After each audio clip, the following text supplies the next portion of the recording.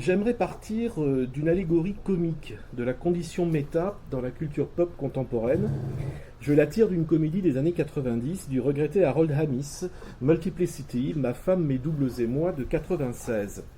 Rongé, je vous rappelle l'histoire rapidement pour ceux qui ne connaîtraient pas le film, rongé par le stress de l'entreprise de construction dans laquelle il travaille, Doug Kinney, qui est joué par Michael Keaton, n'a plus le temps de vivre, de se consacrer à sa famille, à son épouse, que joue Andy McDowell.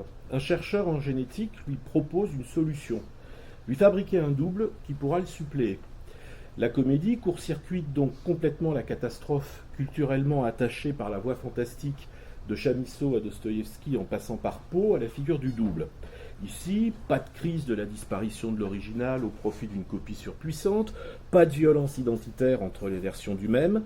Chez Harold Ramis, les tâches au début de la relation du double et de l'original sont clairement fixées, les places assignées, c'est une sorte de contractualité domestique, une gestion d'agenda, l'exploitation utilitariste d'une ubiquité qui permet à l'original de retrouver le plaisir de vivre, de se consacrer à sa famille et à ses loisirs. Mais de fait, la question est inévitablement politique. La revendication sur l'inégalité des statuts et des conditions ne tarde pas à venir.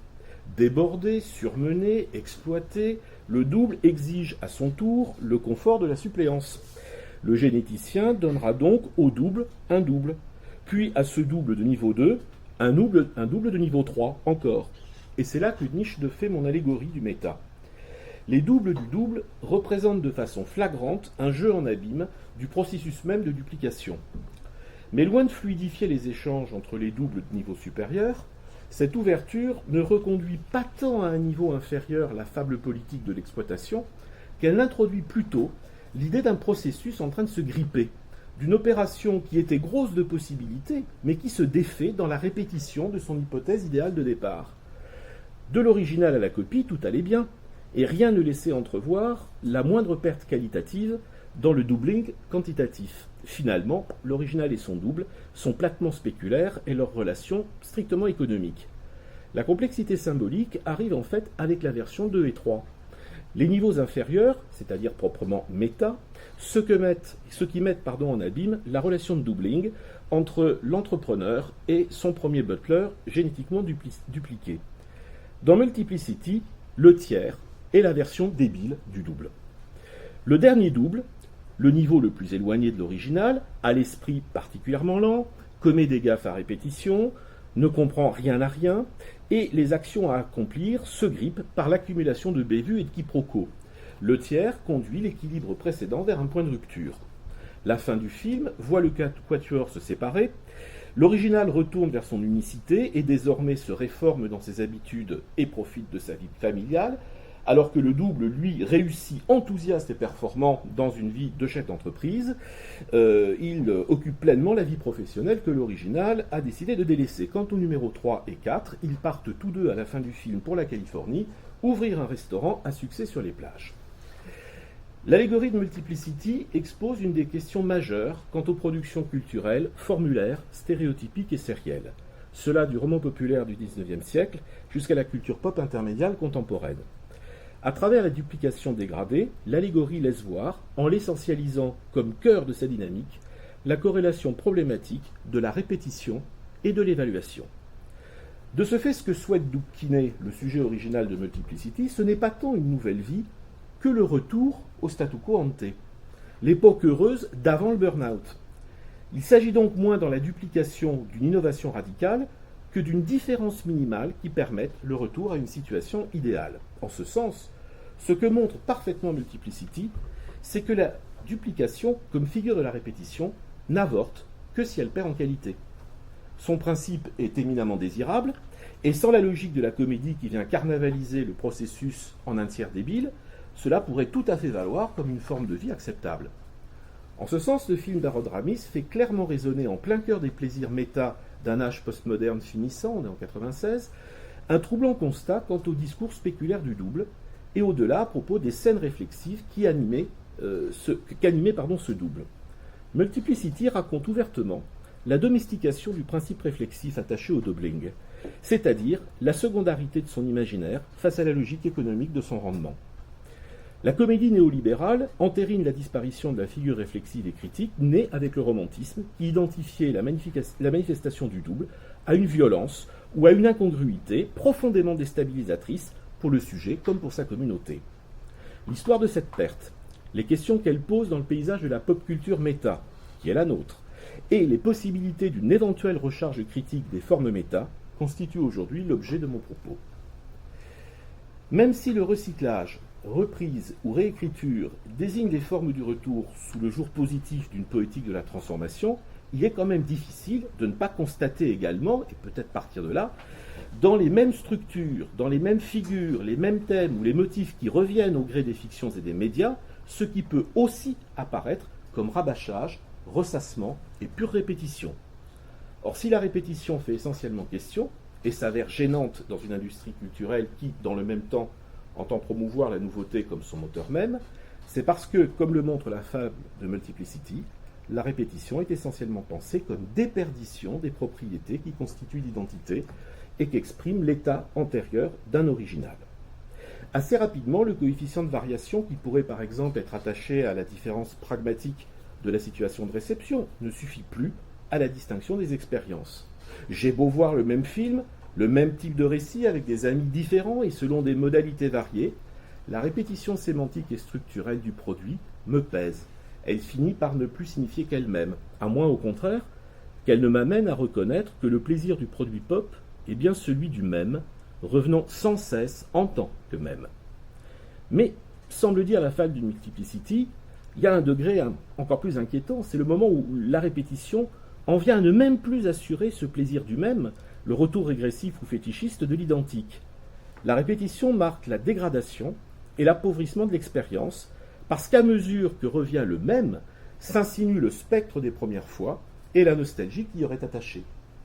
J'aimerais, pour opérer le nouage des formes de production culturelle fondées sur la répétition, la reprise, le recyclage, et quelles que soient les nuances de ces termes, on y viendra plus tard, le nouage donc de cette dimension de répétition et de la crise potentielle du renouvellement, faire un détour par le livre important de Simon Reynolds, Rétromania, comment la pop recycle son passé pour s'inventer un futur. Je vous lirai la citation de Reynolds dans un moment. Détour, pourquoi ? Parce que nos corpus aujourd'hui sont principalement ceux de fiction littéraire, graphique, cinématographique et des séries, quand le discours de Simon Reynolds porte, lui, sur la musique pop et le rock. Cependant, son hypothèse de départ est à entendre, comme certaines de ses conclusions me semblent être à retenir.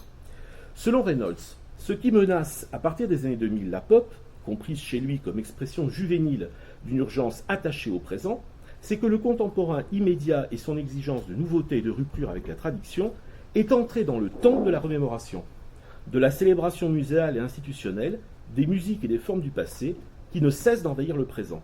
Cette manie du passé ne touche bien sûr pas que la musique, et l'obsession vintage court des rééditions de jeux vidéo old school, aux facsimilés des comics originaux, aux éditions complètes ou complétées d'inédits, collectors et toute autre manière de faire fructifier l'archive, comme le montrent les coffrets DVD de nos films et séries préférés. Reynolds ouvre ainsi son livre. Nous vivons dans une époque, écrit-il, où la culture populaire est devenue obsédée par le rétro et avide de commémoration. Reformation de groupes, tournées de retrouvailles et coffrets, festivals anniversaires, interprétations en concert d'albums de légende. La musique d'hier se porte de mieux en mieux d'année en année. Se pourrait-il que le plus grand danger qui menace l'avenir de notre culture musicale provienne de son passé ? Cela peut paraître extrêmement alarmiste, mais le scénario que j'imagine est moins proche d'un cataclysme que d'un assèchement progressif. Voilà comment finit la pop, non pas dans une explosion, mais avec un coffret dont vous n'écoutez jamais le 4e disque, et un ticket hors de prix pour aller écouter les Pixies ou Pavement jouer dans son intégralité l'album que vous écoutiez en première année d'université. Mutatis mutandis, le discours de Reynolds se déplace aisément vers les domaines des fictions pop intermédiales, contemporaines, qui sont les nôtres. Et l'on peut retrouver, dans le thème de la rétromania et de la nostalgie qui la fonde, la dialectique de la répétition et de la déperdition, portée par l'allégorie de Multiplicity. Reynolds montre dans une analyse brillante d'un concert des New York Dolls en 2009 au 315 Bowery l'ancienne adresse du mythique club new-yorkais CBGB, la résistance du groupe a joué les anciens morceaux qu'un public de cadras et de quinquas attendent d'eux. C'est que la rétromania, la nostalgie, le fanisme exige le retour du même et que ce désir-là induit que le plaisir se trouve en grande partie dans la répétition de ce que l'on sait déjà aimer. Bien sûr, ce désir, fait d'un mélange d'attente et d'assurance, peut s'ouvrir à un certain coefficient de différence minimale, mais l'attente du retour domine. Dans le domaine du roman populaire, et à propos du plaisir pris au retour de ces structures sémantiques et syntaxiques formulaires, Daniel Cueñas écrivait dans son introduction à la paralittérature une formule assez frappante pour parler des attentes du lectorat. Il disait que le lectorat attendait du semblable, mais pas de l'identique. Il n'est pas certain que Samuel Reynolds concéderait aux revivals nombreux qui obèrent selon lui la nouveauté, même cette marge de la ressemblance. L'état de la musique pop pour Reynolds condamne la succession des avatars à la débilité, comme le tiers de Multiplicity le représentait. À ceci près que s'ajoute chez Reynolds, dans la catastrophe d'un surplace créatif, l'accumulation des années, le passage du temps, le vieillissement des acteurs pop, auditeurs comme musiciens. On connaît le paradoxe relevé par le critique rock Nick Cohn dans son essai, alors là je ne vais pas chanter le plan de Tutti Frutti, mais la série de nomatopées de la chanson de Little Richard, qui donne son titre à la première version du texte de Reynolds, qui date de 69 et qu'il écrit pour dire adieu à la critique rock alors qu'il a 23 ans, anticipant parfaitement qu'il faut s'arrêter tout de suite, une espèce de manière de congédier de façon ramaldienne la question de l'écriture rock. Et ce livre résume parfaitement ce que Reynolds disait: la pop est une explosion éphémère, pas une exposition permanente. La pop est une explosion éphémère, pas une exposition permanente. Pour le dire autrement, je vous rappelle que Roger Daltrey continue à près de 75 ans de chanter un texte écrit quand il avait 19 ans en 65, I hope I die before I get old. Talking about my repetition. On y est vraiment. Donc, paradoxe du temps et de la répétition, pour que le temps soit moins cruel, qu'il s'adoucisse au charme rassurant et suranné du passé, enfance et adolescence, il faut un éternel retour du même pour garantir le plaisir d'une fiction compensatrice, immersive et réparatrice, mais surtout répétant plus ou moins strictement les scénarios et les images d'avant. Moi, comme personnage central d'une culture pop, que je peux anthologiser à ma guise, en une suite de playlists non contradictoires, à mes oreilles en tout cas, et qui puissent m'assurer qu'il fut un temps où les œuvres que je ressasse, revois, reprends, me constituaient, et que ce sujet qui se répète, dans le grand marché des fictions et des images, eh bien c'est bien moi. C'est très exactement ce que raconte le trajet libidinal de l'objet pop mémoriel dans Bazar de Stephen King, ou encore ce que raconte un roman de la crise de l'adultat en régime pop, comme le High Fidelity de Nick Hornby, ou enfin, d'une manière plus désabusée, plus politique et plus générationnelle, le Vernon Subutex de Virginie Despentes, sorte de splendeur et misère du rocker mâle. Quitte à sacrifier la nouveauté et l'innovation, la répétition me garantit une forme de subjectivation paradoxale. Elle consiste à composer ma bibliothèque singulière de fiction, de musique, d'images à partir de banques et de métadonnées en partage, selon des expansions générationnelles et communautaires pouvant être très larges. Reynolds choisit de découper par décennie. Mais ce sont également des parts de marché si on se place dans un autre mode d'analyse. Les différences de niche et de catégories communautaires peuvent sembler aux spécialistes abyssales. Quant aux néophytes, elles semblent surtout sans substance. J'avais pensé vous projeter la page Wikipédia des différences de sous-genres des groupes de métal pour vous montrer effectivement qu'à l'oreille d'un néophyte, il y a là une distinction, une casuistique sans aucune valeur, quand au contraire, pour les spécialistes, on peut le faire aussi avec des sous-genres de l'épouvante, c'est pareil, on voit au contraire une multiplication, une prolifération des niches communautaires pour définir effectivement des identités phaniques. C'est alors au niveau local de niches partagées que le paradigme de la répétition substitue à l'obsession chronologique du temps, à sa verticalité métaphysique écrasante, au contraire une expansion planaire, rhizomatique, qui multiplie à l'envi les combinaisons, les variations, les hybridations, les porosités entre genres. Tout cela se jouant au sein d'espaces qui sont des espaces de distinction, électifs, sélectifs, des sous-cultures de communautés, que j'appellerais volontiers aussi bien micro-geek qu'archi-dandy. c'est-à-dire qui hybride des contenus, des formes et des médias eux-mêmes en autant de nouveaux dispositifs assurant ce discours de la reprise et du recyclage, si l'on prend ce terme-là. Restera alors l'exercice d'une casuistique critique à l'université, mais dans tous les divers lieux de la critique non institutionnelle, ce qui est un pan non négligeable de l'activité fanique, pour déterminer cas par cas ce qui relève de la répétition stricte ou au contraire d'une authentique innovation. Si je retourne à Multiplicity, ce qui relève de la déperdition ou de la recharge. On le voit, la question de la répétition demeure centrale. Elle continue aux yeux des spectateurs et des lecteurs savants à stigmatiser les productions sérielles et le recyclage de la culture pop. La répétition reste la tare constitutive des artefacts pop, et cela depuis leur première expression paralittéraire dans le dernier tiers du XVIIIe siècle avec le roman gothique. Que lui reprochent exactement les critiques de l'époque au roman gothique ? Qu'est-ce que raille exactement Coleridge dans son journal lorsqu'il parle des romans gothiques ? Si ce n'est, très précisément, la répétition de ses procédés, la systématicité de ses situations, de ses formes et de ses tropes. Le geste critique condamne tout autant la sérialité industrielle qui s'annonce que l'écriture industrieuse qui applique de manière prévisible et tâcheronne des formes et des codes pour réaliser un objet qui vise avant toute autre chose la conformité à un modèle imaginaire. Dans un argument souvent mal compris, Todorov avait parfaitement posé le problème. Dans sa typologie du roman policier, qui date de 71 dans Poétique de la prose, Todorov expliquait qu'il ne saurait y avoir quelque chose comme un chef-d'œuvre du roman policier. D'ordinaire, quand on a à peine fini cette phrase, que déjà les étudiants ont démarré pour monter en première ligne de la défense du roman policier. Il faut juste les arrêter un instant, car l'idée est la suivante. Il ne saurait y avoir un chef-d'œuvre du roman policier, car dans la conception axiologique dominante dans laquelle il écrit, un chef-d'œuvre entend rompre les normes courantes pour les dépasser et instaurer les siennes propres.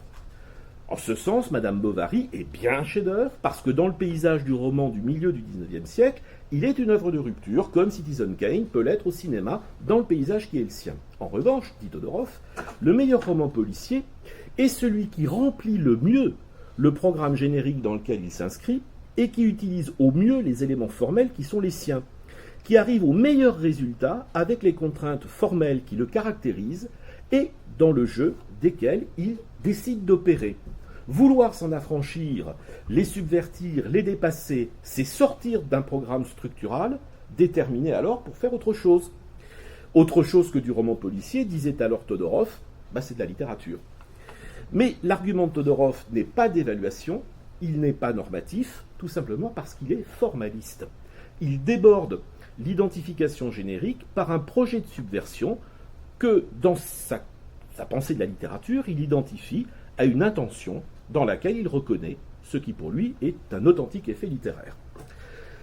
La position de Todorov repose sur une définition post-romantique du chef-d'œuvre qu'il attache à l'exception et à la rupture, ainsi que sur une description structurale qui caractérise la forme générique par tout ce qui en elle se répète, sans pouvoir être abandonné, au risque d'en changer la nature.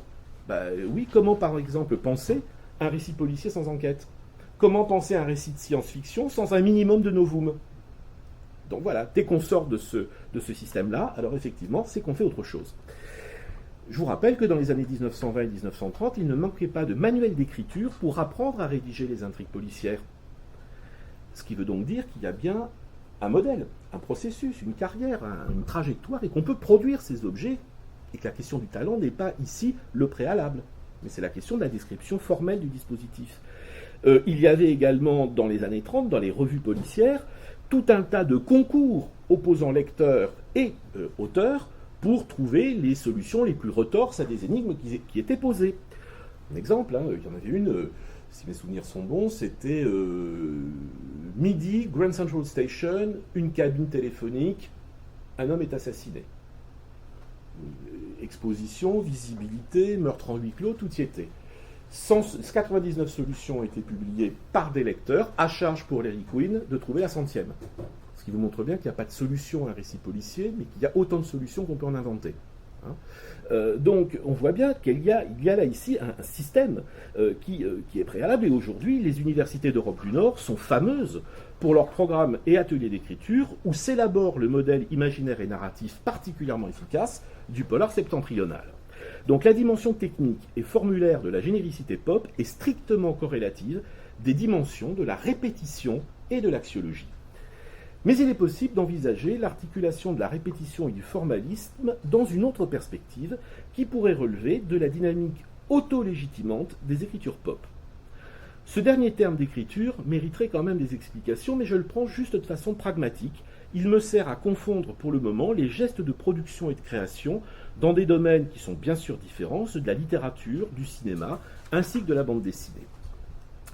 Cette histoire de l'appréciation, de la dévalorisation et depuis les années 70 de la légitimation de la culture pop jusqu'à sa plus complète victoire symbolique aujourd'hui, grâce au poids notamment pris par les études culturelles, peut être envisagée précisément à partir de la dialectique, de la répétition et du formalisme générique. Cette approche repose sur une description et une appréciation différentielle des formes selon l'écart entre répétition et reprise. C'est ce à quoi je voudrais m'attacher maintenant.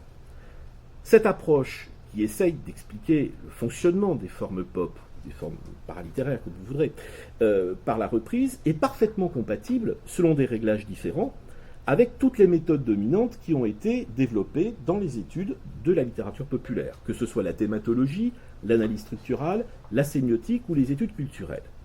Cette manière de décrire la culture pop demeure une des manières la plus forte d'identifier et de caractériser aussi bien des types de textes que des pratiques d'écriture, des communautés d'auteurs ou de lecteurs, selon toute une économie des stéréotypes, de leur recyclage, de leur subversion et de leur hybridation. On peut ainsi décrire des formes figées, des formes innovantes, des formes répétitives, des formes qui au contraire se dégagent du modèle. Bref, toute l'évaluation de la culture pop, d'un certain côté, consiste à départir ce qui relève de la répétition et ce qui relève de la reprise, de stigmatiser les uns et de porter, d'instituer et de défendre, de légitimer les autres. Le critère discriminatoire de la répétition suppose de mettre au premier plan non pas l'originalité, que l'on ne reconnaît d'ailleurs jamais que lorsqu'on la rencontre, et cela relativement à l'horizon sur lequel elle se découpe, mais plutôt de développer une attention aux formes textuelles concrètes que prend le retour. Les éléments sémantiques, sûrement, mais aussi les formes narratives, les procédés formels, les clauses, les tropes. Ce qui revient toujours à élire l'objet pop à partir de l'analyse que l'on mène sur le coefficient de variation. Je ne peux pas m'empêcher quand même de ne vous rappeler qu'il ne faudrait peut-être pas oublier, à propos de l'idée de valorisation de l'originalité lorsque nous apprécions une œuvre, une formule assez définitive de Borges sur l'originalité, dont il disait que l'originalité n'est jamais qu'un autre nom pour l'amnésie. C'est-à-dire que nous trouvons originaux ce que nous ne reconnaissons pas et que nous n'avons pas perçu dans les formes antérieures. Les formes du retour constituent donc les conditions de possibilité même de la production des fictions, tout autant que de la description critique des artefacts pop et partant le système de leur promotion. Mais pour ce faire, les formes pop jouent d'une tension productive entre la stérilité de la répétition et la promotion qualitative d'une poétique reformulant les apories de l'identique pour les transformer en potentialité de la reprise. Pour limiter et peut-être éviter le piège que Simon Reynolds nous a imposé, celui de la rétromania, et de la déperdition inhérente au ressassement et à la systématisation des doubles, ça c'est l'allégorie de Multiplicity, il convient de lui opposer une poétique que nous baptisons recyclage ou reprise ou réécriture, qui exploite en les transformant, tout est là, les conventionnalités et les stéréotypes afin d'en tirer un jeu de contraintes qui est source de productivité nouvelle. De tels jeux de contraintes, souvent compris comme attachés aux genres eux-mêmes, ou plus récemment aux médias eux-mêmes, sont susceptibles à la fois de conserver les imaginaires anciens et les affects mémoriels puissants que mobilisent ces imaginaires, tout en les reformulant en possibilités dynamiques de la transformation. Imitation et transformation, c'est dire qu'en stricte orthodoxie genétienne, on est au cœur de ce que le programme de Palimpseste a décrit comme transtextualisme.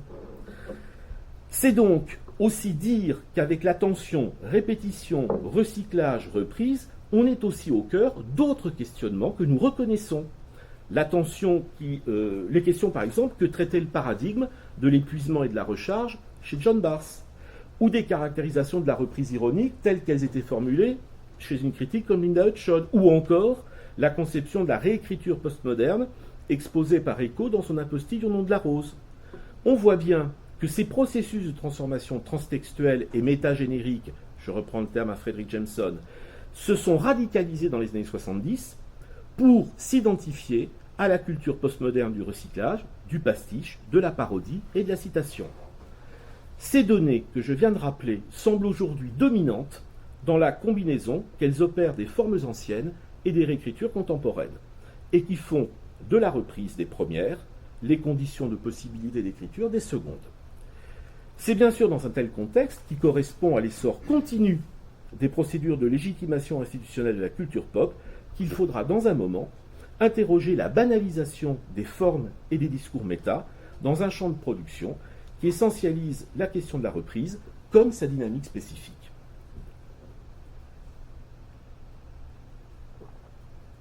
Pour Simon Reynolds, aucune société, je le cite, dans l'histoire de l'humanité n'a été autant obsédée par les artefacts culturels de son propre passé immédiat.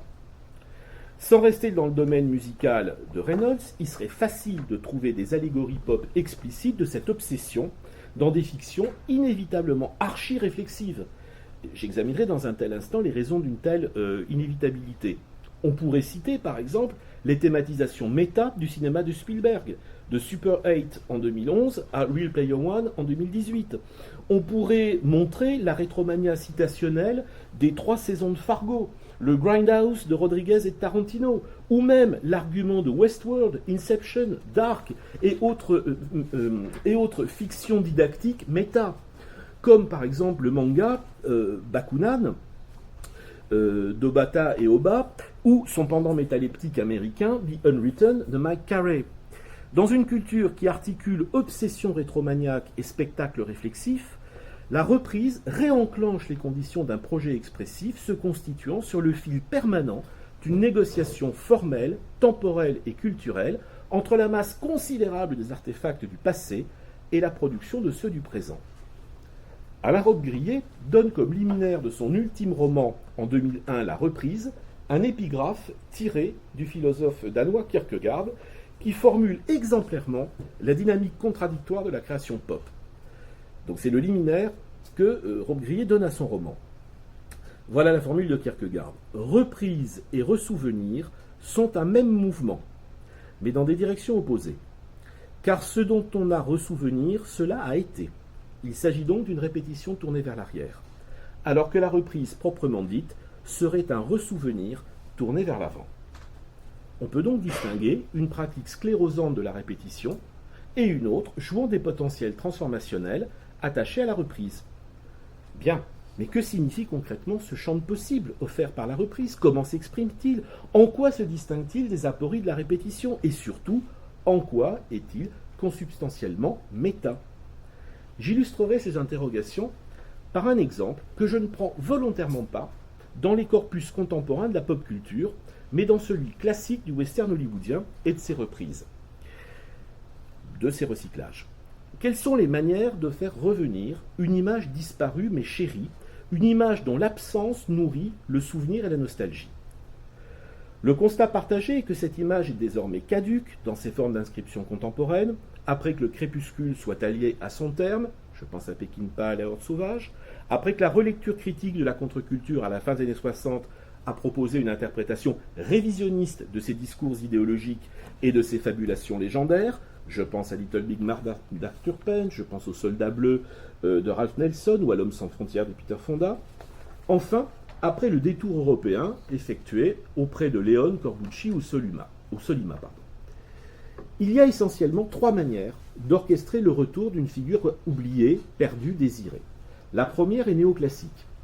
Elle consiste à proposer des images et des configurations au plus près du moule ancien du classicisme et de la réflexion crépusculaire qu'il a engendrée. C'est dans les années 90 le White Earp de Kevin Costner, l'Appaloosa de Ed Harris dans les années 2008, ou le Jenny Got His Gun de Gavin O'Connor, ou même Hostile, récemment sorti de Scott Cooper en 2018. Ça, c'est le premier mode de retour qui est néoclassique. Deuxième mode de retour, le mode maniériste. Il repose sur la rétrolecture, l'ironie articulée au formalisme et à la virtuosité figurale. Cette reprise joue des tropes et des scènes qu'elle expose, qu'elle autocommande souvent dans un jeu réflexif affiché. Elle a pour particularité de renoncer aux scénarios originaux pour s'abandonner à la rétromania du remake. Ce sont les Django Unchained et les 8 salopards de Tarantino, le remake des 7 mercenaires d'Antoine Fuqua, celui de True Grit des Cohen, et le parangon formaliste de ce maniérisme est à mes yeux The Quick and the Dead de Sam Raimi en 1995. Je ne sais pas si vous connaissez le film, j'en reprends l'argument rapidement. Il reprend le topos du duel et Raimi l'explore à l'occasion d'un concours de tir entre les meilleurs pistoleros de l'Ouest, ce qui va lui permettre de démultiplier les scènes de duel, tournant chacune d'elles comme une variation maniériste sur la situation canonique de la séquence de duel. Il subsume le motif sémantique central de Pistolero dans un concours à l'événement formel qui sans cesse le décentre en de nouvelles perspectives. Cela relève tout à fait de ce que Stéphane Delorme appelait très heureusement une étude figurale, une façon formaliste de tourner autour de la figure. Anamorphose et ironie se conjuguent idéalement dans la mise en scène pour voir dans l'exploration que fait Raimi du topos du duel une de ces expressions néo-baroques et contemporaines, chères à Omar Calabrese, on y viendra tout à l'heure. Enfin, la dernière manière, qui n'est ni néoclassique ni maniériste, elle est spectrale. Elle s'impose au-delà du temps du crépuscule, elle lui survit dans le temps historique en ramenant comme force critique une image mythique, ambiguë, critique, négative, interrogeant à la fin, par exemple, du Unforgiven de Eastwood, la nature du désir que nous avons de voir revenir de telles images. Cette spectralité se trouve, selon moi, dans des westerns comme le Black Thorn de Matteo Gil en 2011, ou The Homesman, ou The Salvation. Même dans Les Disparus de Ron Howard, si on veut. Ces trois modalités de retour sont pleinement déterminées, chacune à leur manière, par une focale éminemment réflexive. Leur fiction est bien plus commentative qu'elle n'est argumentative, parce qu'elle rend prégnants les hypotextes qu'elle reprend et qu'elle les travaille à partir d'une focale qui est effectivement celle de la transformation ou de la transtextualité, si je me replace en régime genétien. La reprise qu'opèrent ces fictions est alors insécable de leur valeur de commentaire métatextuel, soit qu'il soit local, c'est par exemple le rapport d'Eastwood et de Ford, soit qu'il soit beaucoup plus général et qui s'adresse à l'effet de genre et à l'architectualité du genre tout entier. Le discours du genre est alors, par définition, par essence, transtextuel, et donc, par définition, réflexif, en ce qu'il explore les différences et les variations, les conformités et les évolutions de motifs et de formes ouvertement identifiables pour le spectateur. L'exemple des formes du retour prises dans le western est de fait paradigmatique. Et on pourrait le montrer sur bien des genres. Par exemple, on pourrait montrer que les métafilms hollywoodiens de Minnelli, Wilder ou Cukor dialoguent entre des âges et des états du cinéma différents, des techniques et de ses formes, de la place que les films occupent dans la culture, de la pertinence du cinéma comme imaginaire. On peut le faire avec le métafilm, on peut le faire avec le cinéma d'épouvante, on peut le faire avec le western. C'est cette réflexivité inhérente à la reconfiguration mémorielle des genres. Une analyse systématique, par exemple, de l'ouverture du Dead Man de Jim Jarmusch, jusqu'à ce que William Blake vienne buter sur l'iconicité monstrueuse de Mitchum et soit renvoyé dans le péril de la fiction, montrerait exactement le tressage des possibilités néoclassiques, maniériste et spectrale. Cette dernière image relevant pour moi de la dimension de spectralité. Voilà donc arrivé le moment d'effectuer le nouage des deux volets de notre réflexion. Celui de la poétique de la reprise ou du recyclage, tel que nous l'avons jusqu'ici attaché aux apories de la répétition et à la dynamique de la nostalgie, et de l'autre, l'autre volet, qui veut constater une banalisation dans la culture pop des figures du méta. Qu'est-ce que j'entends par figure du méta ? Allons-y. Citation, pastiche, parodie, mise en abîme, niveau métanarratif, métatextualité, métafiction, jeux et pièges et paradoxes réflexifs, métalepse fictionnel et ontologique à tous les étages. S'il y a généralisation du méta dans la culture pop, c'est parce que celle-ci ne peut produire d'artefacts qu'à partir de l'autocommentaire permanent que ces artefacts entretiennent entre eux à l'intérieur d'ensembles génériques à la fois étanches et poreux. Étanches parce qu'il faut bien des normes qui soient fixées et qui soient en partage pour les producteurs comme pour les usagers. Poreux parce qu'il y a possibilité de traverser à partir du moment où il y a frontière. L'appel à communication de ce colloque articulait très justement une donnée d'histoire culturelle qui attache l'ampleur du phénomène du recyclage ou de la transtextualité, selon l'imaginaire théorique que l'on adopte, à l'analyse de Calabrese sur le néo-baroque, d'une part, et d'autre part, avec une situation relevant de l'écologie médiatique contemporaine, et notamment en faisant référence aux thèses de Jenkins sur la convergence, l'hybridation des fictions, les interventions des communautés, étendant les usages des anciennes fictions souches.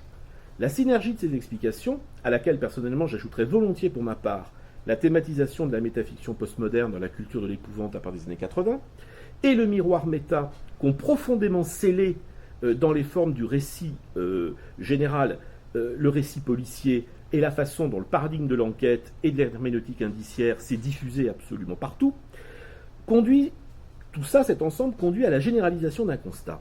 La culture pop est méta, ou pour le dire autrement, reste-t-il une forme de culture pop qui ne soit pas méta? Qui a lu un comic super-héroïque depuis 86, après les Watchmen, The Dark Knight, qui ne soit pas un méta-comics, dans l'acception que Camille Borin donne à ce terme? Qui a vu un film d'horreur qui ne sature pas son dispositif d'une érudition intragénérique, visant l'hommage et la citation, mais pouvant tout aussi bien échouer dans l'allusion cuistre ou le coup de coude cinéphile? Et même quand on voit des projets, comme ceux des cinéastes français Maury et Bustillo, avec À l'intérieur en 2007 et leur récent remake, préquel, Les The Face en 2017, même quand ils ont des projets qui est clairement dans leur discours, entretien, interview, bonus de DVD, ils disent en vouloir revenir frontalement à une naïveté du genre.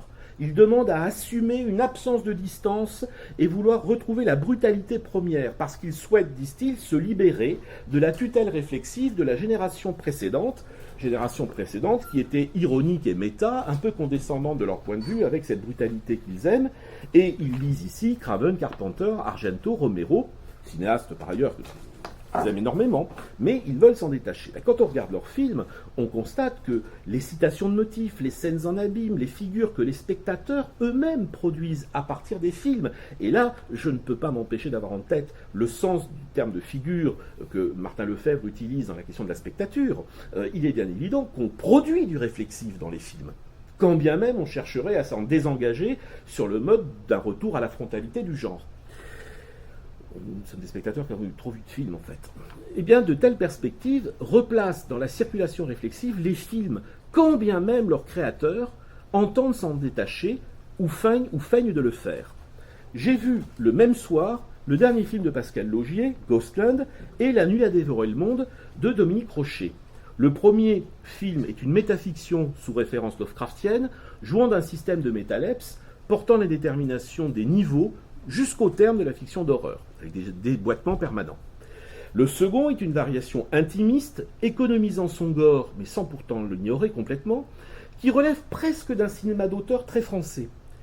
Ma soirée fut des plus méta, et de fait, il n'est pas certain que le plus méta des deux films soit celui qui construisait le dispositif métafictionnel post-Lovecraftien, etc., dans la mesure, effectivement, où la circulation générique de ces deux films, s'inscrivant dans un horizon particulier, ne cessait d'entretenir finalement ce débat avec les formes du genre, quand bien même il les conteste, quand bien même il les subvertit. C'est encore à partir du motif que le spectateur mesure cet écart.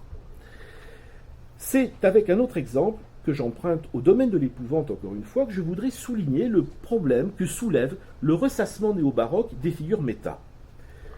Le corpus de l'épouvante, slasher, screamer, teen horror movies, campus movies, wrong turn movies, rap and revenge, etc., tel qu'il se développe à partir de Craven et Carpenter au début des années 70, La dernière maison sur la gauche, La colline à des yeux, 77, et Halloween de Carpenter en 78, donne lieu à une sérialité qui arrive à un moment donné à un point de sclérose. À partir du moment où la perception d'une part de la répétition et de la sclérose se produit, Elle va alors générer ces exagérations comiques et parodiques.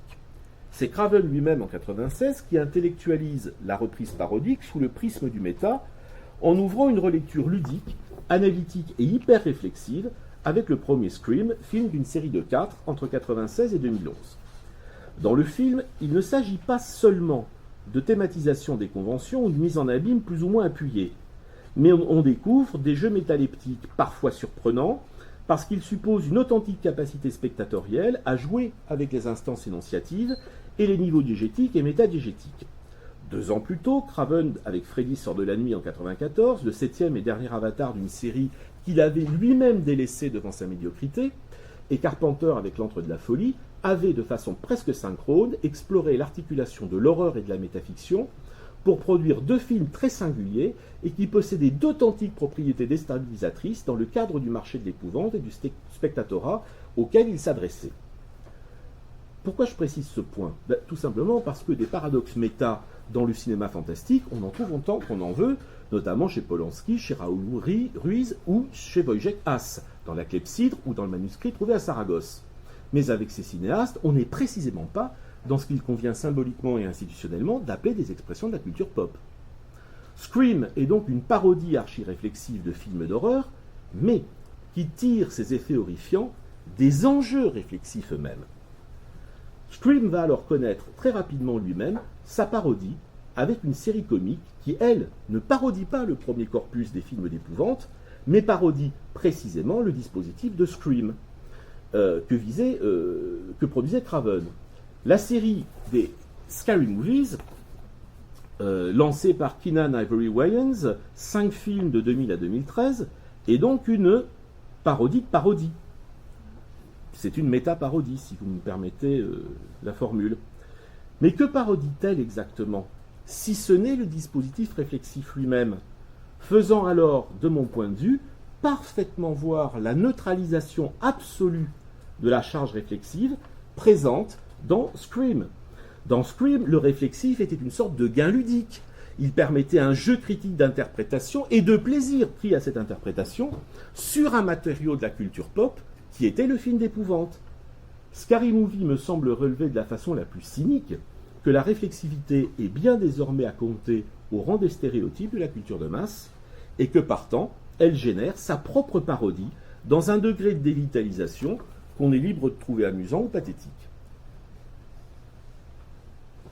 Nous embarquons ici sur ce point une autre question qui pourrait mériter alors un très long développement, avec Shrek, avec le corpus de Batman, avec le canon holmesien, avec un mockumentary comme Behind the Mask, The Rise and Fall of Leslie Vernon, une sorte de mockumentary sur un tueur en série qui est suivi, je ne sais pas si vous connaissez le film, c'est très amusant, suivi par une équipe de télé, une équipe de jeunes journalistes, et il y a notamment un passage extraordinaire où le tueur, ayant parfaitement lu Carol Clover et connaissant parfaitement la thèse de la Final Girl, théorise en direct le choix de sa victime à partir des arguments de Clover.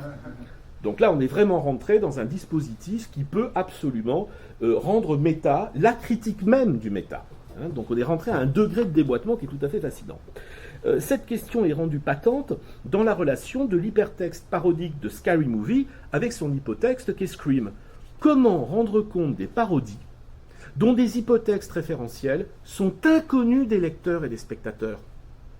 Les jeunes spectateurs de Shrek connaissent-ils les films de Disney qui font de l'architectualité du conte ? Et a fortiori, les contes de Grimm et de Perrault, ou les récits médiévaux de chevalerie dont ils constituent les textes référentiels ? Les lecteurs de Fables, le comique de Bill Willingham, connaissent-ils le corpus sur lequel tout l'argument de la série réflexive repose ? Que se passe-t-il quand la chaleur référentielle d'un signifié contextuel est trop faible pour supporter l'effet de sens méta sur lequel repose la reprise ? De Scream à Scary Movie, on s'est éloigné d'un degré de la relation métatextuelle première, qui est le film de Craven à l'architecte des films d'horreur.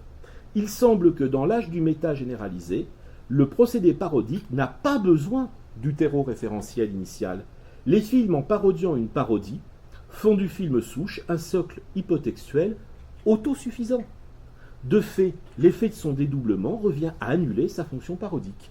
en une sorte d'autotélisme ricanant, d'un degré supplémentaire produit, mais attention, un degré qui le reste produit à l'intérieur du seul cercle parodique. J'ai bien peur d'avoir retrouvé ici mon allégorie de départ, et voir apparaître à nouveau mon double de double, le tiers et son carteron débile, et qui se dévitalise à mesure que le nouvel avatar est reproduit, selon des procédés logiques qu'il faudra quand même bien finir un jour par interroger.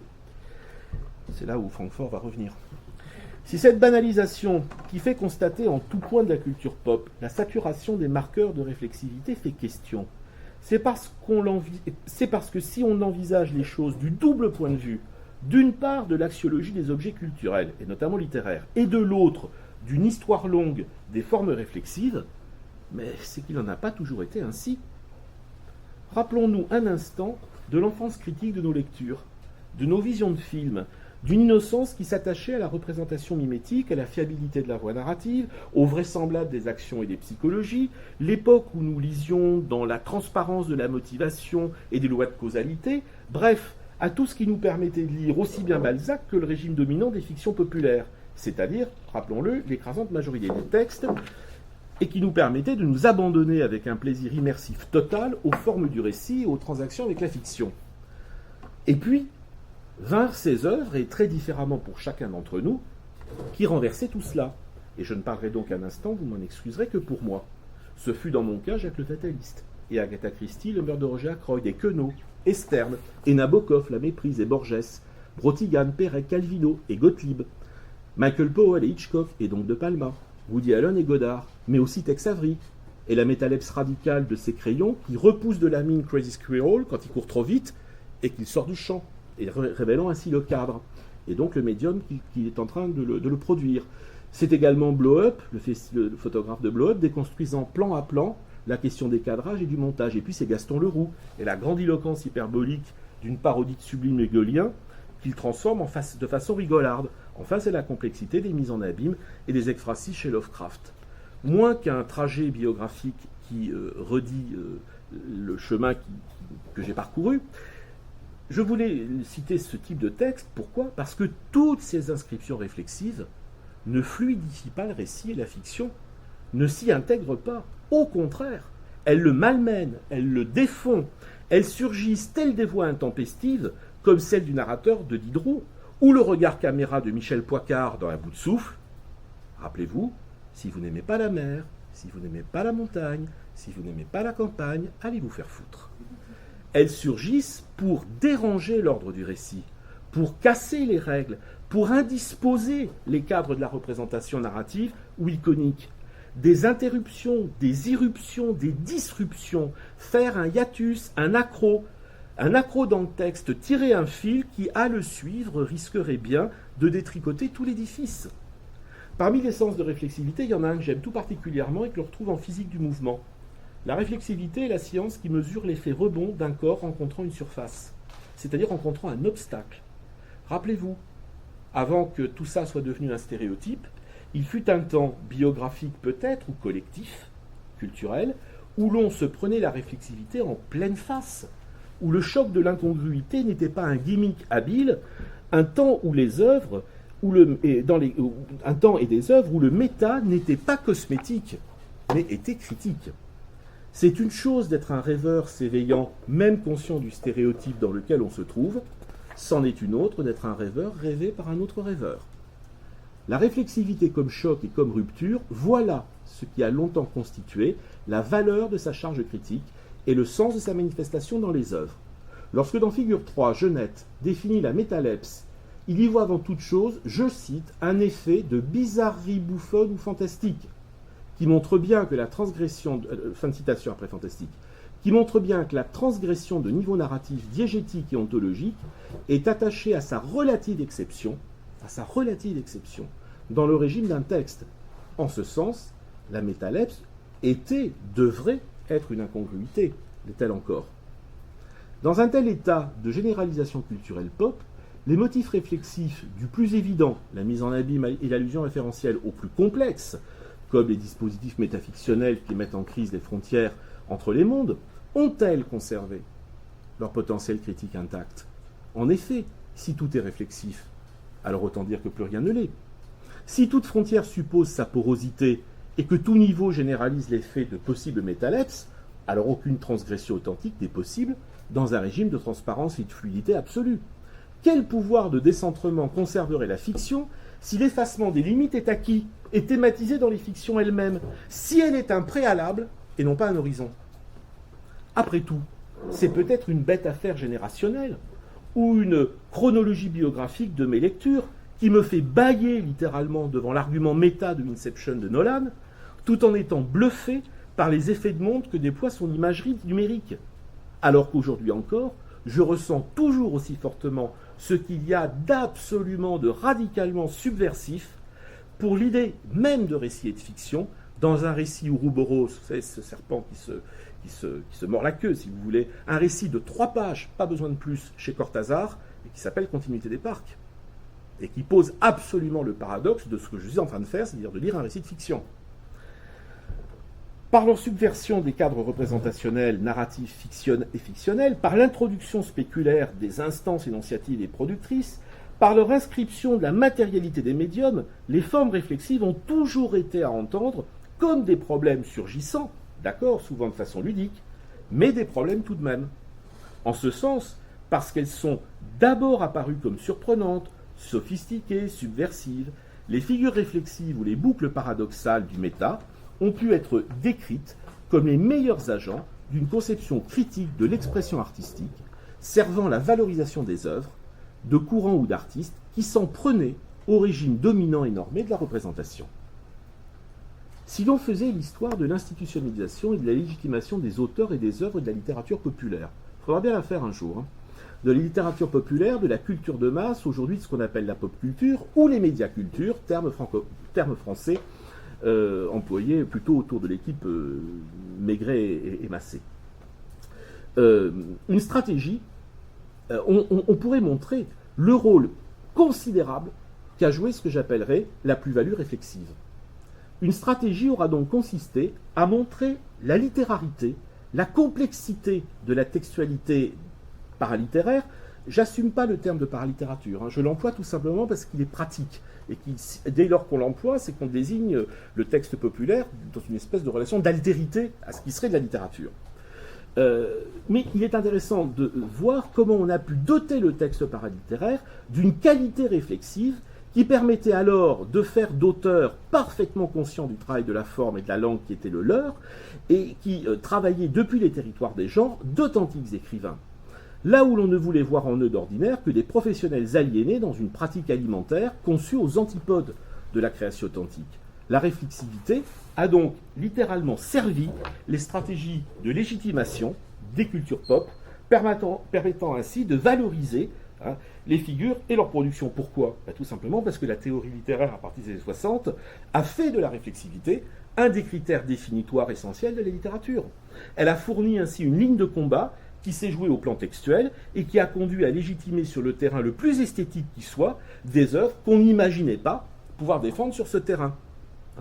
Je pourrais le montrer très facilement en convoquant l'essai d'Annie Combe sur Agatha Christie, le travail de Charles Grivel ou de Jean-Claude Vareille sur Gaston Leroux ou Maurice Leblanc, mais on pourrait aussi le montrer avec les lectures qui ont été faites en France notamment de la réception de Dachier Lamette, immédiatement perçue dans sa dimension d'écrivain, et notamment autour de la technique de focalisation. On le montrerait par exemple aussi avec les discours octoriaux de quelqu'un comme Jean-Patrick Manchette. Tout un pan de l'œuvre de Stephen King autour de la période Misery, La part des ténèbres, Minuit 2, Minuit 4, sont d'authentiques discours métafictionnels et métalittéraires qui ont grandement contribué, notamment dans la critique française, à entendre effectivement cette dimension réflexive et donc littéralement de doter d'une plus-value littéraire des textes dont le statut est à l'origine problématique. Finalement, ce qui n'était pas légitimement tenu pour littéraire pouvait le devenir, en partie parce que ces textes s'avéraient porter intrinsèquement un souci qui était celui de toute expression artistique authentique. Cette stratégie de la plus-value réflexive faisait des indices et des marqueurs méta autant de passagers clandestins qui, une fois débusqués, dotaient le texte mineur d'une légitimité nouvelle. Par ailleurs, on peut également faire l'hypothèse d'une sophistication croissante des usagers, lecteurs et spectateurs, ce qui en soi est assez valorisant pour les formes artistiques, dont on peut penser que Si elles répondaient à une demande, elles avaient aussi contribué à faire évoluer qualitativement lecteurs et spectateurs. En attesterait par exemple le succès grand public d'œuvres aux dispositifs notoirement complexes parce qu'effrontément réflexifs, comme ce fut le cas des métacomics de Miller, de Moore, d'Ellis ou de Willingham. Finalement, devant une culture savante toujours plus en rupture avec la grande masse des lecteurs et des spectateurs, la pop culture arrivait désormais à une sophistication réflexive tout à fait de bonne aloi, dont les séries télé contemporaines constituent un assez bon exemple. De True Detective à la métapolitique de Game of Thrones, de la méta-énonciation en voice-over d'House of Cards au laboratoire réflexif de Sense8 ou Westworld, on peut nommer des séries graphiques aussi exigeantes au plan des jeux réflexifs que The Unwritten de Carey Cross, Providence, de Moore et Burrow ou Lock and Key de Joe Hill, ainsi qu'un pan entier du corpus contemporain de Batman qui relève d'opérations fictionnalistes abstraites et complexes. Plus généralement, les reboots et les univers alternatifs supposent une sophistication croissante des relations des lecteurs avec les mondes de la fiction. Tous les items que je cite témoignent bien que la culture pop engendre une émancipation des cadres narratifs et fictionnels conventionnels, à moins que ces cadres soient désormais relativement mineurs, ou qu'ils ne soient que résiduels dans des univers génériques très marqués, le western, la comédie de mœurs, la série médicale, la série de Vikings, etc., et qu'alors il faille inverser l'hypothèse et conclure qu'une telle sophistication pourrait elle aussi être l'expression d'une stéréotypie ou d'une néo-conventionnalité. Que la culture pop soit devenue intrinsèquement méta, signifie-t-il si assurément le gage de sa maturité critique ? Cela implique-t-il nécessairement un geste émancipateur, rechargeant les formes poétiques de sa production, comme celles de sa réception ? C'est sur ce point que l'on peut reprendre rapidement les hypothèses de Calabrese et notamment celle d'Angela Ndiayanis dans son Neo-Baroque Aesthetics and Contemporary Entertainment de 2004. En décrivant le formalisme contemporain, ses tropes de prédilection comme relevant de ce que on a pu appeler à une époque, théorie littéraire, un néon baroque qui s'opposerait à l'autre grand néon qui serait le classicisme, les analyses de Calabrese et Ndiayanis, et surtout de Ndiayanis, puisque dans les items qu'elle choisit, beaucoup plus que Calabrese, elle s'intéresse à la culture pop, et véritablement la travaille à partir d'argumentations de type esthétique. Ces analyses donc conduisent à privilégier une prolifération de motifs, de lignes de fuite, d'excroissance hors des centres normés des modèles narratifs qui reposeraient trop exclusivement sur l'argument scénaristique ou sur le primat sémantique des intrigues. Ça se montrerait assez facilement avec True Crimes, Top of Lake et surtout les séries Bates Motel et Hannibal. Pas de baroque ou de maniérisme sans émancipation figurale. Et, partant, pas d'autonomie figurale sans scène réflexive révélant le médium et le geste organisationnel et artistique qui l'informe. Or, c'est là que le néo-baroquisme contemporain, après le néo-maniérisme postmoderne qui préoccupait les années 1990-2000, c'est là que ce néo-baroquisme contemporain va rentrer en résonance certaine avec la critique de la rétromania proposée par Samuel Reynolds que j'évoquais tout à l'heure. Je le rappelle, la question de Reynolds était la suivante. Je cite Reynolds, « La nostalgie freine-t-elle la capacité de notre culture à évoluer, ou sommes-nous nostalgiques précisément parce qu'elle a cessé d'évoluer, nous obligeant à nous tourner vers un passé substantiel et dynamique. Mais que se passera-t-il quand nous serons à court de passé ?» Reynolds envisage donc la perspective de l'épuisement et formule une inquiétude sur le rapport au présent, qu'il définit comme l'exigence d'une urgence, le rapport du présent et le rapport du présent et du futur, et le futur s'envisage chez lui comme la possibilité même qu'il y en ait un qui ne soit pas la simple recombinaison du passé. On le voit, ce sont donc trois variables qu'il faut faire jouer dans cette dialectique critique que formule Reynolds. Le néo-baroque, l'épuisement, la réflexivité. Je poursuis avec Reynolds. C'est dans le lien qu'entretient la musique pop avec la nouveauté et l'instant présent que réside la capacité incomparable de la pop à distiller l'ambiance d'une époque. Est-ce à dire alors que la culture pop contemporaine, parce que fondée sur le recyclage ou la répétition, échouerait à saisir le présent ? sauf, bien sûr, si la réflexivité, le doubling, le méta, est précisément ce qui caractérise l'ambiance de notre époque. Il se pourrait bien que sous sa forme dévitalisée, sous l'espèce d'un gimmick inoffensif ou d'une illusion de distance, la pop culture soit parfaitement synchrone de l'ère du temps. Les époques particulièrement réflexives peuvent être lues de deux manières, et de deux manières qui sont strictement opposées. Soit les époques réflexives sont décrites, les époques baroques, maniéristes, etc., soit elles sont décrites comme le sommet de la maîtrise d'une forme parvenue au plus haut degré de conscience d'elle-même, soit à l'inverse, elles sont envisagées comme le symptôme d'une dévitalisation autotélique coupable, l'expression d'un art à l'agonie qui ne peut plus tirer sa substance que de sa propre matière.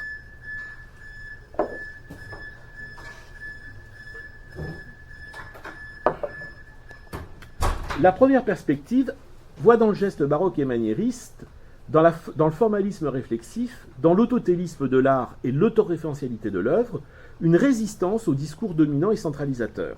Elle défend une approche qui cherche dans l'expansion des motifs décoratifs, dans les zones marginales contre le centre, dans le pli et l'inclusion, dans le miroir et la bibliothèque, dans l'événement de la langue ou les possibles antimémétiques de la fiction, tout à la fois ce qui serait de l'ordre d'une fuite, d'une résistance et d'un processus de recharge. A l'inverse, la perspective qui veut lire la réflexivité baroque, maniériste, comme une dévitalisation autotélique, va condamner tous les formalismes pour un désengagement des œuvres quant à la prise en charge d'un discours sur le monde référentiel, la réalité, les conditions historiques, religieuses ou sociales. Si le régime pop contemporain des fictions peut être alors lu comme néo-baroque sur le plan esthétique, son mode de production par les industries culturelles, pardon pour cet habitus adornien, mais on ne se refait pas, par les productions culturelles contemporaines, ainsi que sa motivation en tant que produit de divertissement, le conduit à retrouver les vieux reproches anti-baroques et de fait anti-réflexifs.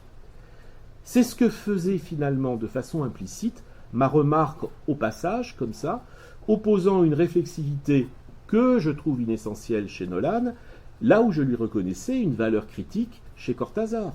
L'inanité à mes yeux de l'argument réflexif dans Inception n'est après tout qu'une affaire de subjectivité ou de formation critique. En revanche, le fait que j'apprécie dans le film de Nolan l'exposition formaliste de certaines scènes m'amène de facto à illustrer cette position anti-baroque et anti-réflexive. Je reconnais bien dans ce film un épuisement de la portée critique de l'argument réflexif, pour ne plus conserver que la réflexivité médiatique de son dispositif et l'agrément que j'en tire en tant que matière du spectacle.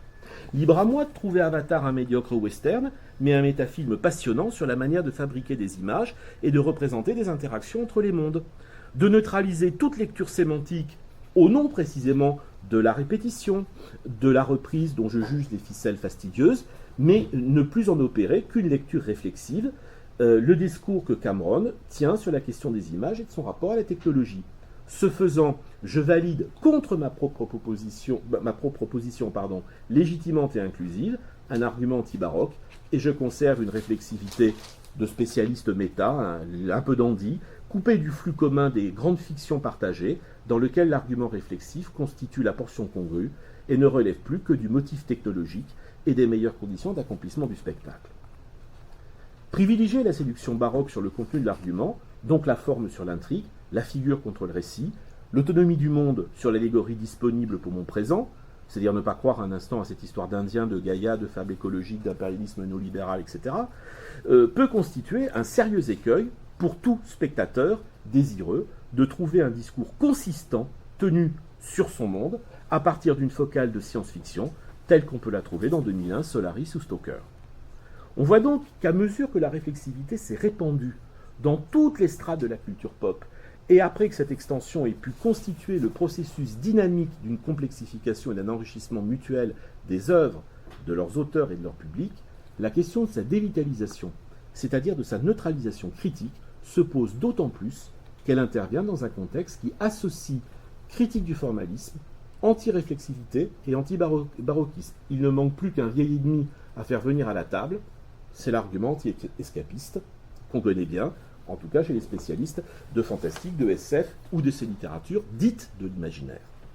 Reste donc au seuil de conclure la trajectoire, à se demander si la culture pop n'aura pas finalement participé à la liquidation de l'héritage réflexif et de sa portée critique, pour n'en garder que les jeux formels, la séduction en miroir d'artifices toujours surprenants, mais les limitant au rang d'attraction réflexive.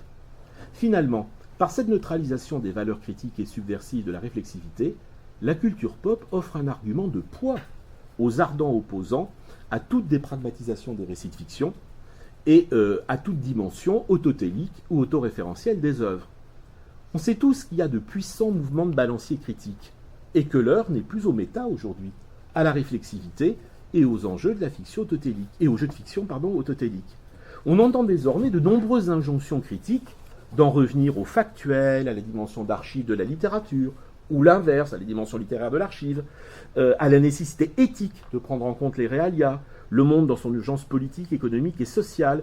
D'aucuns évoquent même un paradigme documentaire de la littérature qui serait la marque du XXe siècle. Le méta de la génération postmoderne précédente constitue alors le parfait repoussoir de cette éthique-là de la fiction, avec tous les risques de porosité de l'actuel et du fictionnel, d'indétermination du statut du discours, et pire, du relativisme éthique et politique. Je rappelle qu'à Paris, en octobre 2017, le 7 octobre 2017, on faisait le procès de la fiction.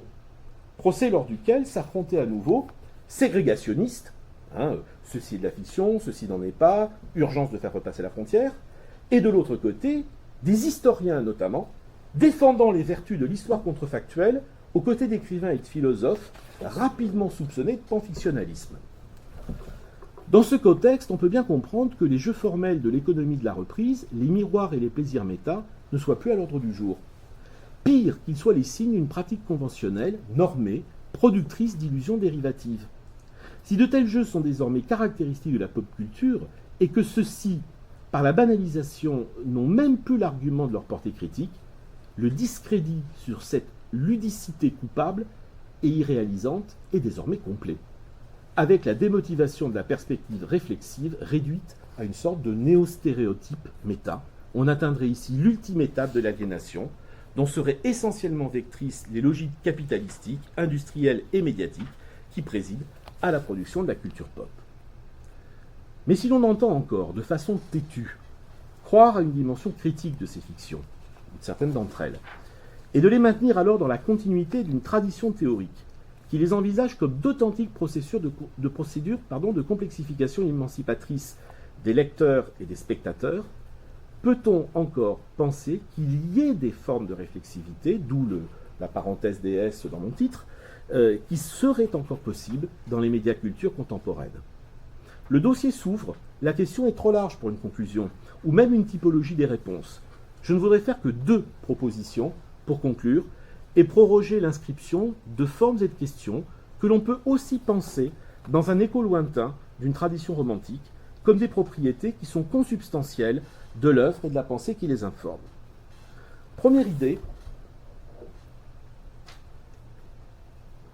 contre les grands ensembles de lecture générique, mais aussi contre l'hégémonie des études culturelles dont le projet est d'établir les rapports des éléments sémantiques et syntaxiques des fictions avec leur dehors socio-historique, il serait peut-être pas inintéressant de réintroduire les questions démonétisées ces temps-ci de l'esthétique et de la poétique.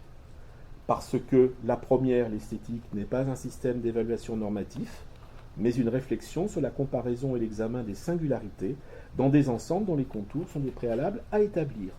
Les esthétiques réflexives sont différentes dans les fantastiques français, américains, sud-américains, par exemple, selon des moments et selon des filiations qui sont différentes. Elles le sont dans les années 2000, par exemple, entre les films d'horreur asiatiques et les films d'horreur américains.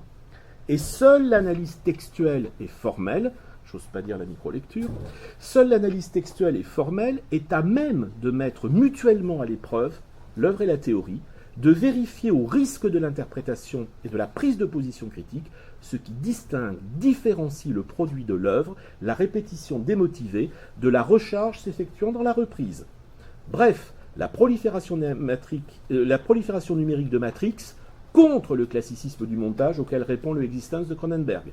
La réflexivité bloquée d'Inception contre celle du comics dont vous avez déjà vu des extraits, enfin de Unwritten, ou le Black Hammer de Jeff Lemire, ou My Favorite Things is Monster d'Emile Ferris. Parce que la poétique permet la circulation entre, d'une part, les ensembles plus ou moins précisément déterminés, et d'autre part, les cas que représentent les singularités, d'autant plus intéressantes qu'elles parviennent à s'exprimer dans le cadre de productions que d'habitude on envisage normées, déterminées par des conditions de production, de rentabilité dominantes. Il n'y a qu'à examiner la production pop des comics contemporains pour voir l'inventivité graphique, narrative et métagénérique qui est incessante et dans laquelle une poétique des formes réflexives me semble toujours des plus actives. La question de la pertinence critique des formes réflexives pourrait-elle alors ne se faire qu'au cas par cas, au ras du texte et de l'image, par l'exercice de quelque chose qui a peut-être tendance à disparaître, par l'exercice de la critique, c'est-à-dire en rechargeant l'agone argumentatif et la prise de position théorique. Les amateurs de Nolan ne sont pas d'accord avec moi? Très bien. Faisons alors ce travail de lecture. Discutons pied à pied les signifiés politiques, idéologiques et à partir des enjeux des signifiants réflexifs. C'est en ce sens, de mon point de vue, croire encore à la dimension politique des formes. Retrouver cette dimension politique des formes, la faire parler, recharger fictions et lectures par ce jeu-là. Je crois à ce cas par cas, car c'est l'enjeu du travail critique. C'est trop facile à faire sur un objet pop idéal et consensuel comme Black Mirror, qui est véritablement un programme théorique, méta, probablement efficace, mais dont le didactisme peut aussi constituer la limite. J'aimerais plutôt, par exemple, l'examiner dans le cas d'American Gods, le film, le roman et la novélisation graphique qui vient d'en être issue, et cela dans la comparaison avec un autre cycle qui pense le problème du mythe et de l'engendrement de la fiction par le mythe, le cycle des mythagos de Robert Holstock, développé en 1984. J'aimerais le faire sur les comics cités plus haut, mais j'aimerais aussi le faire sur des comics qui sont beaucoup moins réflexifs que cela, Black Science par exemple, ou Southern Bastard, ou j'aimerais le faire sur un film français récemment sorti, j'ai oublié de faire la diapo, un film de Coralie Farja de 2017 qui s'appelle Revenge, et qui est effectivement une version contemporaine à partir d'un point de vue d'une metteur en scène femme sur un genre qui est le Rape and Revenge, et dans lequel il n'y a pas a priori de marqueur réflexif évident, et en même temps c'est un film, il suffit de le regarder 5 minutes pour voir en termes de mise en scène, de mouvement d'appareil, de questions de cadrage, de filtres, etc., tout le travail réflexif au sens propre que Coralie Farja opère sur le film et sur le rapport du film à son genre. La seconde idée, donc reconstruire des enjeux réflexifs à partir d'une lecture esthétique et poétique des films eux-mêmes, des œuvres elles-mêmes. Deuxième idée, et je termine là-dessus, la seconde idée tient à une conséquence embarquée dans mon analyse et qui peut faire jouer autrement la réflexivité. Non pas celle attachée à des figures, la mise en abîme, à des thématisations, des personnels de créateurs ou symbolisant de façon diverse la problématique de la création, savants fous, fabricants de robots, etc., ou même des jeux de niveau métaleptiques. Il y a une forme de réflexivité qui laisse voir des mutations d'importance dans certains secteurs de la culture pop et qui peut être indicatrice de nouveautés, au moins dans la façon de voir les objets. Dans le livre d'Alain Boualia, Cinéma, machine à monde, paru en 2014, il nous invite à penser ce qu'il appelle un tournant mondain qui affecte profondément les objets de la culture pop, les films de SF et les blockbusters. J'explique la thèse de Boualia en 2 mots. Pour Boualia, la façon dont le cinéma nous propose de voir, d'observer les mondes eux-mêmes, leurs paysages, leurs architectures, les formes de vie qui s'y déploient, les objets techniques, la manière dont il nous montre les protagonistes habiter et circuler dans l'espace diégétique, fait en soi événement fictionnel, spectacle désirable, et ce spectacle est selon Boualia largement suffisant à l'attention et à l'immersion. Mieux, il est devenu la motivation même de cette immersion, et elle est supérieure selon lui à celle des intrigues et des événements. L'hypothèse mondaine veut donc que les mondes prennent la préséance sur les contenus sémantiques des récits. Non pas que ceux-ci disparaissent totalement, mais les mondes ne sont pas les fonds sur lesquels les actions se déroulent, c'est l'inverse. Les récits sont les procédures, les intrigues sont les vecteurs qui permettent de parcourir et d'habiter ces mondes. Je mettrais volontiers en rapport une telle autonomisation de la composition des mondes, au détriment de l'argument narratif, avec l'hypothèse baroque que j'évoquais tout à l'heure. Ces mondes, dans leur réalisation virtuelle et scripturaire, sont toujours des mondes hyperboliques, qui sont des alternatives de fuite, de dépliement ou de failles inclusives. Charles Jodouin-Keaton, dans un essai consacré au cinéaste et artiste tchèque Jan Svankmajer, écrit à propos du maniérisme la chose suivante.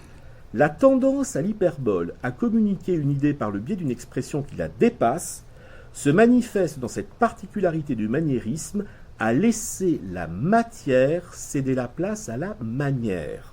Laisser la matière céder la place à la manière. Il faut faire jouer bien sûr le double sens du mot matière et entendre tout autant le sujet, le sens, le signifié. Dans les œuvres mondaines, la matière, c'est la manière. C'est la composition de mondes distincts à partir d'une organisation formelle extrême qui tient à la fois la matière technologique, le numérique principalement, mais aussi à une très vaste anthropologie culturelle s'effectuant dans la fiction. Du Seigneur des Anneaux aux Cités obscures de Peters et Schwitten, des mondes de Dune à ceux de Minority Report, des mondes de Hellboy au scénario de Jodorowsky, faire des mondes, c'est lourd, c'est dispendieux. L'invention mondaine, ça peut prendre en charge de la géographie, de la monnaie, de la généalogie, on peut faire des listes, rédiger des codes, des glossaires, on peut proposer des alternatives à tous les aspects de la vie que nous connaissons et surtout on peut en inventer de nouvelles. Précisément parce que ces mondes sont saisissants d'être formellement, et la plupart du temps technologiquement, innovants, surprenants, différents dans leur radicalité et leur écart, ils instaurent deux types de réflexivité. L'une est spéculaire et suggère un retour critique sur les formes de vie qui sont les nôtres, à la manière de la vocation réflexive de toute fiction d'anticipation, d'uchronie, de merveilleux, ou plus largement de configuration science-fictionnelle. Mais ce que l'hypothèse de la préséance mondaine sur la péripétie diégétique laisse entendre, c'est que ce retour critique sur le monde, qui est tout à fait banal en science-fiction, que ce retour critique sur le monde de la réception et les inquiétudes possibles quant à son devenir ne repose plus simplement sur les actions que pourraient tenter d'y accomplir des personnages, mais sur la seule présence d'un vis-à-vis alternatif dont nous faisons l'expérience perceptive et que nous tentons éventuellement d'interpréter. Une expérience qui nous force à penser et à éprouver l'écart, des fois terrifiant, mais des fois éminemment désirable, entre la fiction mondaine et la situation référentielle de ma réception. L'invention mondaine radicalise, par un effet d'abstraction de l'événement narratif, l'expérience de la fiction comme espace, comme condition de possibilité des interprétations, et comme expérience de pensée suffisante au plaisir que l'on y prend. Si je reformule ce dernier point dans la perspective critique, esthétique et poétique que j'évoquais il y a un instant, c'est le type de question que l'on pourrait choisir de traiter dans une relecture du recyclage, de la réflexivité et de la dimension mondaine entre le Blade Runner de Ridley Scott, dans toutes ses versions, et le Blade Runner 2049 de Roland Villeneuve. C'est à partir de ces questions, je pense, qu'on peut traiter de l'écart de ces films, et de mon point de vue, de l'échec du second. Quant à la seconde perspective réflexive, que cet accent mondain est susceptible de recharger, il tient à la négociation hyperbolique et néo-baroque que j'évoquais plus haut. Dans l'articulation matière-manière, telle que le régime technologique qui préside au spectaculaire des mondes de cinéma que nous voyons et que nous constatons sur nos écrans. En effet, le plus souvent, ces mondes supposent moins le spectacle d'une totalité grandiose que l'exploration de cellules, de bulles, de détails, des plis et des expansions baroques, des intérieurs, des possibilités technologiques qui redéfinissent en profondeur l'état du monde diégétique présenté. Or, ces mondes sont pour la plupart ceux de l'effet numérique. Et par leur performance et la surenchère technologique qu'ils reconduisent à chaque nouveau film, ces mondes ne cessent de nous mettre dans une condition réflexive très particulière et éminemment contradictoire. En effet, ces mondes nous demandent deux choses différentes à la fois. Ils demandent à la fois, pour le plein effet de l'immersion et de l'adhésion à leur fiction, une naturalisation croissante de ce qu'ils ont d'original et de singulier en tant que monde. Et en même temps que nous devons effectuer cette naturalisation, nous devons reconnaître en même temps qu'elle ne dépend jamais que de l'extrême efficacité de l'artifice technologique qui est en train de l'animer. Ce qui revient, en clair, à devoir adhérer à une performance mimétique tout en reconnaissant l'extraordinaire aptitude de l'outil technologique à la produire. Nous sommes de facto dans une contradiction que pendant très longtemps on a essayé de dissocier, dont on dissociait les deux termes, la logique de la participation et la logique de la distanciation.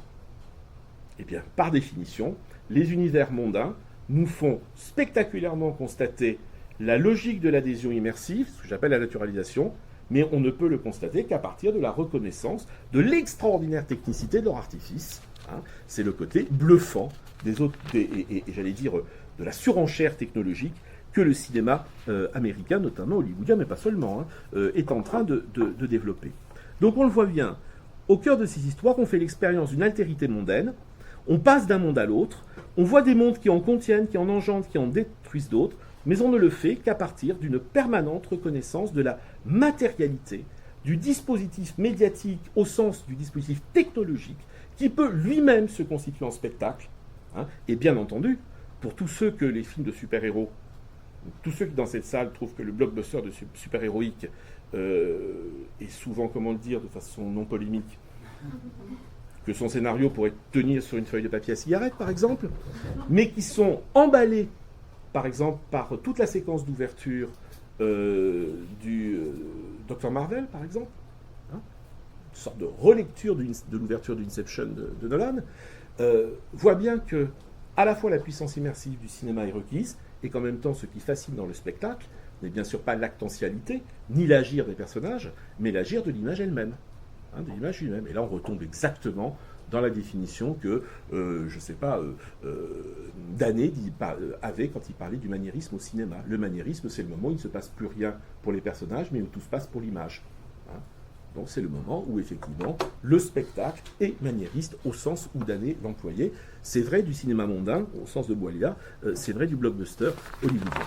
Ce dernier exemple, et je termine, montre que la thématisation pop de questions héritées de la théorie de la fiction et de la physique contemporaine, la question des mondes possibles et des multivers notamment, ces paradoxes réflexifs sur l'inclusion et la traversée métaleptique, peut et est susceptible d'engendrer une position réflexive spécifique qui articule finalement ludicité des immersions et lucidité des formes et des enjeux médiatiques et technologiques.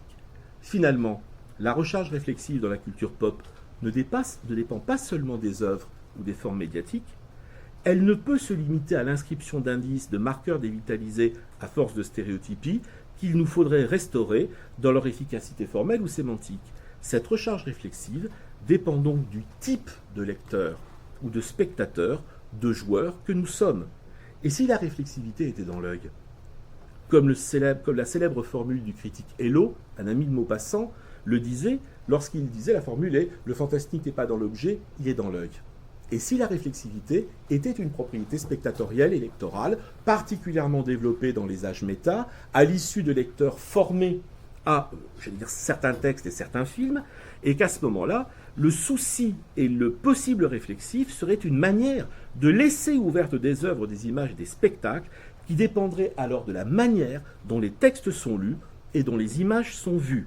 Ce serait là la plus sûre manière d'échapper à la rétromania et à la répétition, dans la manière que nous aurions de faire dialoguer les formes du passé avec les exigences du présent. Voilà, je vous remercie.